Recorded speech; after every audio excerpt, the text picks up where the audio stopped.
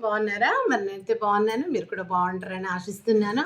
అందరం బాగుంటే మన కుటుంబము, మన సమాజము బాగుంటుందండి. మరి మనం కూడా అందులో బాధ్యత కలిగినటువంటి పౌరులం సమాజంలో. కాబట్టి సమాజం అంటే ఎవరిదో కాదు, మనదండి. మన నివాస ప్రాంతము సమాజం. సమాజం అంటే దేశం అనొచ్చు, రాష్ట్రం అనొచ్చు, అన్నీ ఇంక్లూడెడ్గా.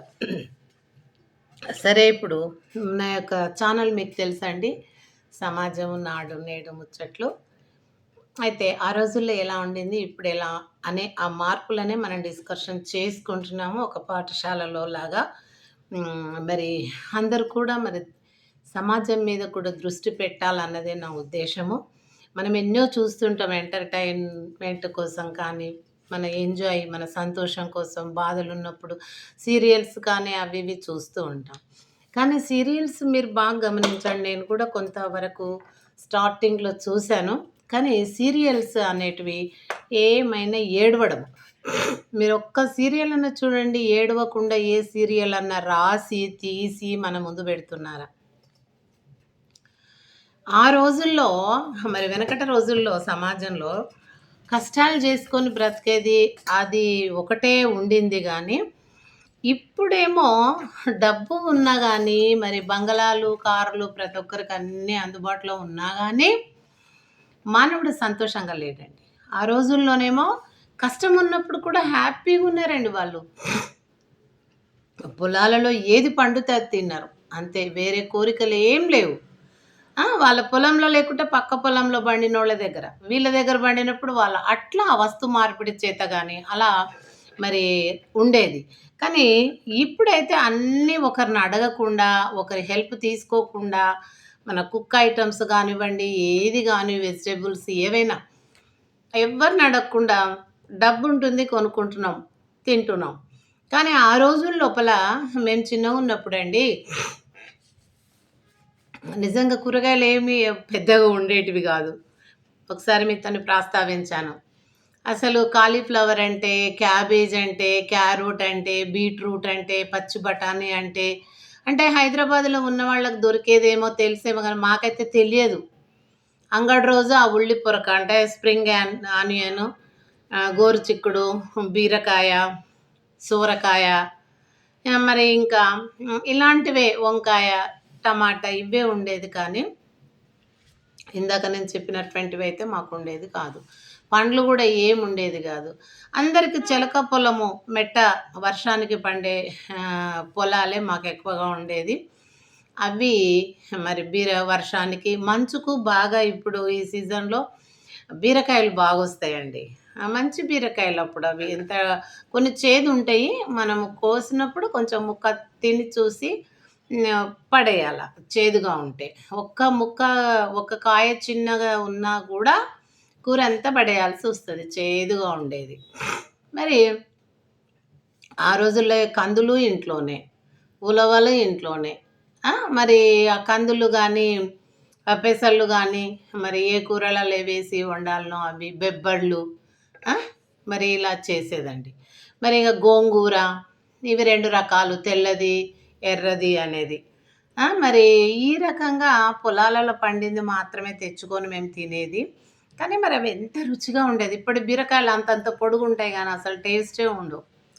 చప్పగుంటాయి, నీరు గారినట్టు. ఇంగ ఏమేమో వాటిని మేకప్ చేయాలి.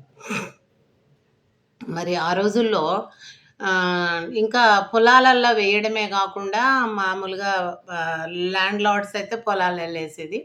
చిన్న చిన్న పొలాలున్న వాళ్ళు మాత్రము వేరే వేరే కూరగాయలేసి సోరకాయ, అది పూరి గుడిసెలు గానివ్వండి, ఏది తడకలు మరి మేకలను కట్టేసే తడకలకు అయినా గూడా సోరకాయ తీగను పాకిచ్చేది. ఆ క్రీపర్ మంచిగా అల్లుకొని గుడిసె పైనైతే గుడిసె మీద పాకుతుంది. ఏది మనం పెడతామో కంప కానీ లేకపోతే తడక లాంటిది పారుతాయి. మంచిగా సొరకాయలది ఎంత టేస్ట్ ఉండేదండి నిజంగా. పొలాల లోపల పచ్చిమిరపకాయలు పండుతాయి గదా! ఉష్టప్పిని పిడికెడు పొలంలో పని చేసి వస్తా కావాల్సిన కూరగాయలు అందులోనే తెంపుకొని ఇంటికి రావడం, వండుకోవడం. అప్పటికప్పుడే ఇగ కడిగి కోసి వండడం. అయి మందు గాదు, ఏం గాదు. మామూలు కొన్ని నీళ్ళలో కడిగినా గూడా టేస్టు. ఆ సోరకాయ లోపల కొంచెం శనగపప్పు చల్లి పచ్చిమిర్చి అరకబరకగా అలా ఆహ్, అది రోట్లో నూరి వేసి మంచిగా చేసుకునేది. బాగా టేస్ట్ ఉండేది. మరి ఇప్పుడు అన్నీ రెడీమేడే. మిరపకాయలు పొడి రెడీమేడే. పసుపు పొడి రెడీమేడే. ఏది లేదు. కానీ మనిషికి తీరిక లేదు మళ్ళా. అప్పుడు అన్నీ చేసుకున్నా ఒక పండగ తెల్లవారిందంటే పొద్దునుండి సాయంత్రం వరకు మరి ఆ గృహిణీలకు ఒక పండగ సందడిలాగానే పని చేయాలి, పిల్లలకు పెట్టాలి, భర్తకు పెట్టాలి, పొలానికి పోవాలి, మళ్ళా చేసుకోవాలి, మళ్ళా రావాలి, మళ్ళీ వచ్చి చేయాలి, మళ్ళీ వండి పెట్టి మళ్ళీ తిని పండుకోవాలి. అయినా వాళ్ళకి మంచిగా తీరిక. దసరా టైం లోపనండి ఒక 20 రోజులుంది దసరా పండుగ అన్నప్పటి నుండి మరి అందరూ గృహిణులు పొలాలకు పోయొచ్చి పిల్లలకు భార్యలు భర్తలకు వండిపెట్టి తను తిని అప్పుడు అందరు కలిసి ఎవరి వాకిలి పెద్దగా ఉంటే ఆ వాకిట్లో అందరూ పోయి మరి బతుకమ్మ ఆడేదండి బ్రతుకమ్మ. మరి అప్పుడు బ్రతుకమ్మలు ఎట్లా ఆడేదంటే చక్కటి రాగాలు కోయిలలు కూసినట్టే.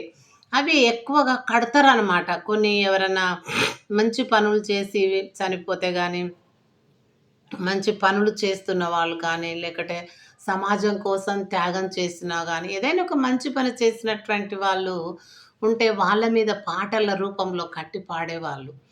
మరి కొన్ని రాజుల మీద కథల కథల మీద ఆ విధంగా రాజుల కథలు తీసుకొని ఇట్లా బతుకమ్మలాడేదండి.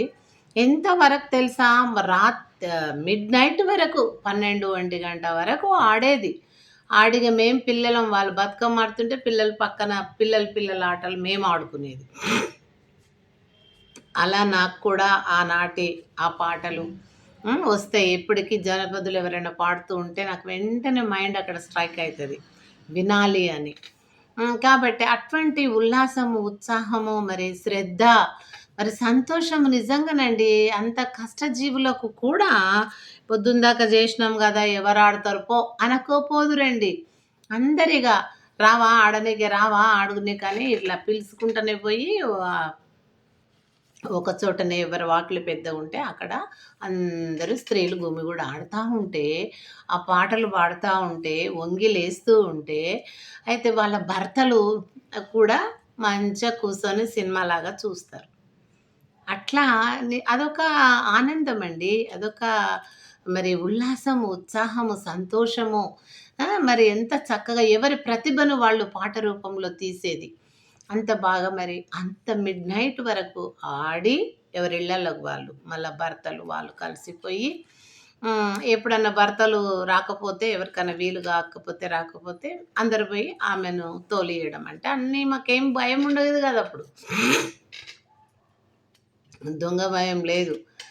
ఇప్పుడు దొంగలు చాలామంది అయిండ్రు. కానీ అప్పుడు ఎవడో ఒకరింట్లో దొంగ పడిండ్రంటే దాన్నిగ ఊరంతా ప్రచారం ప్రతి నోట్ల. అదే అనమాట. ఏ భయం లేదు. దొంగ భయం లేదు, దెయ్యం భయం లేదు. అంత మంచిగా ఆడుకున్నారండి జనపదులు చక్కగా. మరి వరి నాటులేస్తుంటే గూడా, కలుస్తుంటే గూడా, తైదనారు, టమాటా నారు, మిరప నారు ఏస్తుంటే గూడా, వాన ముసురు పడుతుంటే గూడా లెక్క చెయ్యకుండా మొగోళ్ళేమో వాళ్ళకవి తెచ్చిస్తుంటే, వీళ్ళు నాటుతూ ఉంటే, పాటలు పాడుతూ ఉంటే ఎంత ఆనందమండి. అలాంటివి ఇప్పటికి గూడా కొన్ని పల్లెలల్లా మరి ట్రైబల్స్ వ్యవసాయం చేస్తున్నటువంటి స్థలాలలో మనం చూస్తున్నాం. ఈ మధ్యన మరి యూట్యూబ్‌లల్లా పెడుతూ ఉన్నారు. సరే ఏది ఏమైనా మనకి మంచి ఎంటర్‌టైన్‌మెంట్ అనేది వాటి నుండొస్తది. ఇక్కడ మనకంతా కూడా ఏంటంటే సినిమా ఫీల్డ్ అంతా కూడా మంచుంటది అందులో కూడా. మంచే చెడు మీద విజయం సాధిస్తది. కానీ ఎక్కువ ఆ చెడుతోని నింపుతున్నారు. అంటే యువత అంతా పాడయ్యే విధంగా ఉంటుందనమాట. దానికి నేను ఏంటంటే ఒక ఎగ్జాంపుల్ ఏంటంటే ఇప్పుడు మనకు ముఖ్యమైన గ్రంథాలు రామాయణం, మహాభారతం. మహాభారతం లోపల ఎవరు పరిపాలించారు అయోధ్యను అనంటే మరి దశరథ మహారాజు అంటాం కదా! మరి ఆయనకు ముగ్గురు భార్యలు ఇవన్నీ మనకు తెలుసు.